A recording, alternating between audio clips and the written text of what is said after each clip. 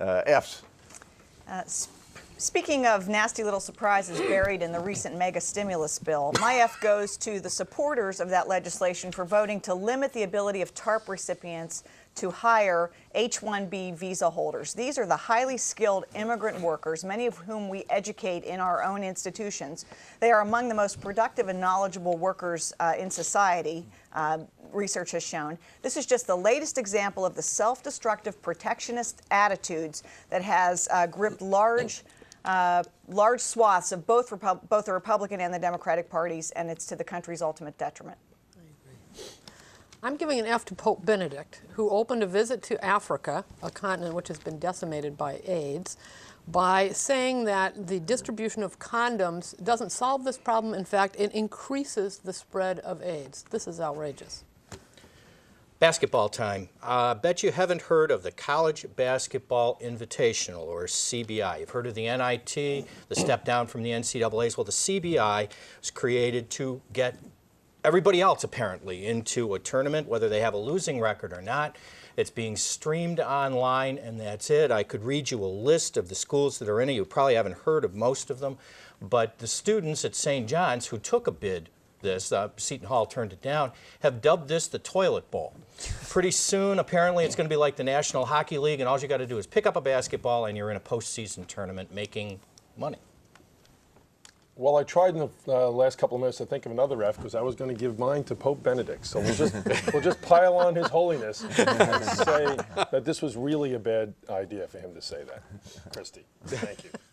And I'm giving an F to former Vice President Dick Cheney for rearing his ugly head this week. He told the country in an interview that the Obama administration is making us less safe because they have renounced torture, or to that effect. And in fact, it's the Bush-Cheney administration that multiplied and motivated people to take arms against the United States. And I have no interest in anything Dick Cheney has to say. Well, it's going from bad to worse for Binghamton and its troubled Division I basketball program. Not only were they blasted by Duke last night, but a woman who works in development in the athletics department has now sued the school for sexual harassment. There's a story in the New York Times about it yesterday and in the Post-Standard this morning. She's alleging some pretty horrific things about what the climate was for women working in athletics at Binghamton.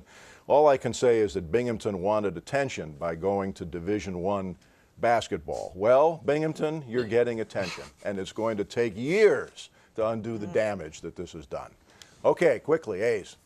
My A goes to First Lady Michelle Obama, whose candor and inspirational self-revelations I find generally refreshing, but particularly for today's project, which is digging up the south lawn of the White House to plant an organic vegetable garden.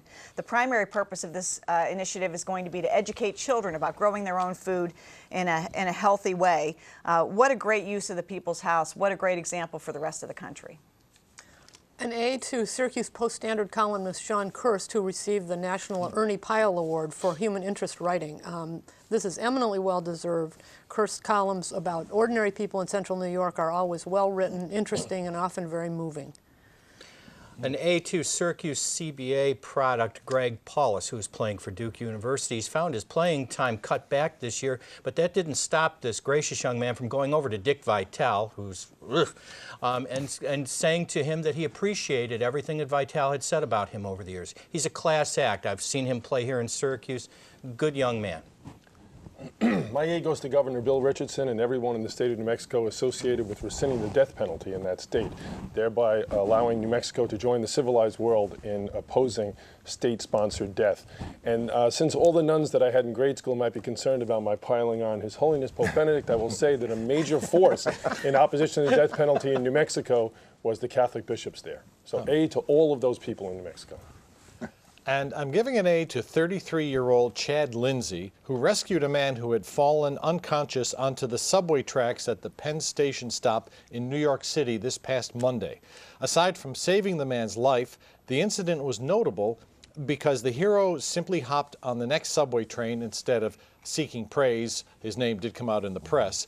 And because Lindsay was uniquely well prepared for this rescue moment. Why?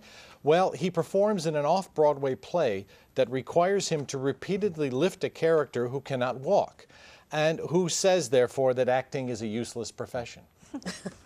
And my A goes to those who decided to put Easy Pass in at Hancock Airport so that when you want to pay for your parking there, you no longer have to wait in those long, long lines, but you can go and use your Easy Pass. Now, don't mess up an A idea by not having a dedicated lane for the Easy Pass, but so far it looks good.